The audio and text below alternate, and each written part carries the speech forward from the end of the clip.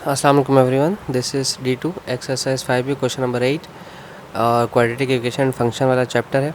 कहते हैं the length of a side and the corresponding height of a triangle are x+3 और 2x-5। ठीक है, तो भाई देखें, ट्राइंगल है तो राइट एंगल ट्राइंगल दिया होगा इन्होंने यकीनन, क्योंकि अगर राइट एंगल ट्राइंगल ना होता तो करस्पॉन्डिंग हाइट ना कहते और कोई हमें ट्राइंगल के बारे में बताते। x+3 चूँकि पहले लेंथ ऑफ साइड बोला है तो x+3 और फिर हाइट बाद में बोला तो 2x-5, हाइट बाद में लिखी जाएगी, ये हाइट है हमारी। ठीक है, और कहते हैं इस पूरे का जो एरिया है वो है 20 centimetre square. Right angle triangle है, राइट एंगल ट्रायंगल के फॉर्मूला होता है एरिया का, हर शेप का एरिया अलग होता है। ठीक है, लेंथ इनटू ब्रेथ, ठीक है, हाइट होता है। ठीक है, BH बेस इंटू हाइट। ठीक है, 1/2 बेस इंटू हाइट। ठीक है, ये बेस है हमारी और ये हाइट है। चूँकि लेंथ वहाँ था तो इसलिए मेरे जहन से लेंथ आ गया। एरिया गिवन है 20 तो हम उसकी जगह लिख देते हैं 20 = 1/2।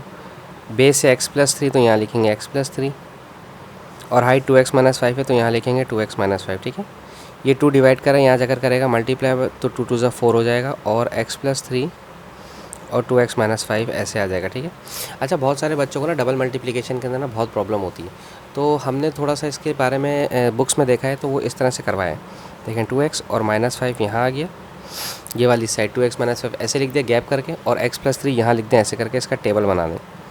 अब क्या होगा, ये चूँकि मल्टीप्लाई है इसलिए x का साइन आएगा, x इन दोनों से मल्टीप्लाई होगा। ठीक है, x को 2x से मल्टीप्लाई किया तो हो जाएगा 2x², x को 5 से मल्टीप्लाई करवाए तो हो जाएगा -5x, 3 2 6x और 3 5 15 माइनस का 15। ठीक है, 40 = देखें x² वाली कितनी टर्म्स है, x² वाली एक ही टर्म है, वो है 2x², तो यहाँ आ गया 2x²।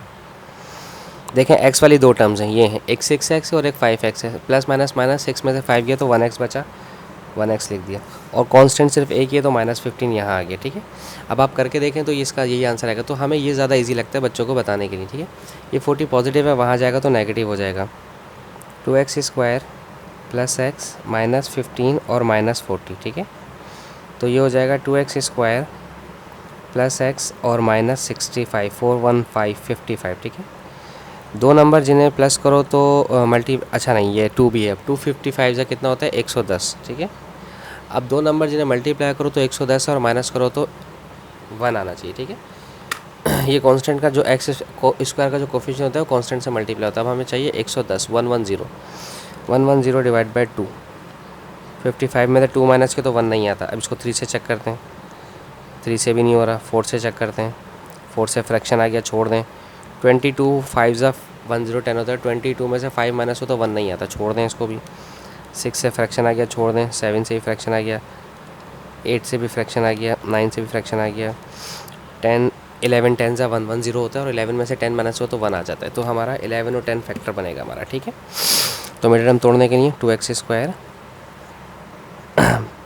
-11x और प्लस 10x। ठीक है, माइनस प्लस माइनस ये प्लस का रखें, ठीक है, और ये माइनस का रखें, सही है, क्योंकि प्लस का साइन बढ़ेगा है इसलिए प्लस का आएगा, प्लस माइनस माइनस, 11 में से 10 गया तो x आएगा -55। ठीक है, अच्छा, अब आप चाहें तो इनको अरेंज कर दें, 2x² के साथ -10x लिखें और प्लस 11x के साथ -55 लिखें ताकि कॉमन ले सकें। ठीक है, इन दोनों में 2 और x कॉमन है, 2 और x कॉमन है, यहाँ पर आ गया x, -2 के टेबल में 10 आता है 5 दफ़ा, 2 5 10, x आप बाहर दे चुके हैं, प्लस 11 कॉमन ले लें क्योंकि ये दोनों 11 के टेबल में आते हैं, x -11 5 55। देखें दोनों सिमिलर आ गए, x -5 सिमिलर है तो x -5 सिमिलर हो गए, और 2x + 11 ऐसे ही आ जाएगा, 2x + 11 = 0।